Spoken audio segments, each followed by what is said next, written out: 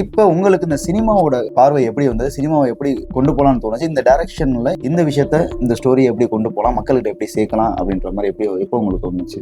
ஆக்சுவலாக ஒவ்வொரு பார்வையாளர்களுக்குள்ளேயும் ஒரு கிரியேட்டர்ஸ் இருக்காங்க சார். ஒரு பார்வையாளர்களாக மட்டும்தான் வந்து ஆடியன்ஸை பார்க்குறோம். பட் ஆடியன்ஸ்குள்ளே ஒரு கிரியேட்டிவிட்டி இருக்கும், ஒரு கிரியேட்டர் இருப்பாங்க. பட் அவங்களோட எண்ணங்களை வந்து பிரதிபலிக்கிற ஒரு மீடியா தான் சினிமா. மக்கள் வந்து சினிமாவில் கொண்டாடுறாங்க அப்படின்னா ஒவ்வொருத்தருக்குள்ளேயும் ஒரு ஆசைகள் இருக்கும். அந்த ஆசைகளை வந்து இந்த சமுதாயம் வெளியே கட்ட விடாமல் நிறைய தடைக்கல்கள் வச்சுருக்கு. அந்த தடைக்கல்கள் உடைக்கணும், அதை ரிஃப்ளெக்ஷன் காட்டணும், வெளியே வரணும்னா அதுக்கு சரியான தளம் வந்து சினிமா. இதுதான் உண்மை. இன்னைக்கு வந்து நம்மளே ஒரு படம் எடுத்து நம்மளே ஒரு படம் டைரக்ட் பண்ணாலும் நான் இன்னொரு படத்தை குறை சொல்ல தான் யோசிப்பேன். இது மனிதனோட இயல்பு. அப்படி இன்னைக்கு வந்து ஆடியன்ஸ் குறை சொல்கிறாங்கங்கிறதுக்காக அவங்கள வந்து நம்ம தப்பாவோ வேற மாதிரி நெகட்டிவாவோ நம்ம எடுத்துக்க கூடாது. அது உண்மைதான். நம்ம இப்போ பண்ற விஷயம் எல்லாருக்குமே பிடிச்சிருக்கணும் அப்படின்றது நீடு கிடையாது. நம்மளோட சினிமாக்கு நம்மளோட உழைப்புக்கு உண்மையாக இருக்கணும்.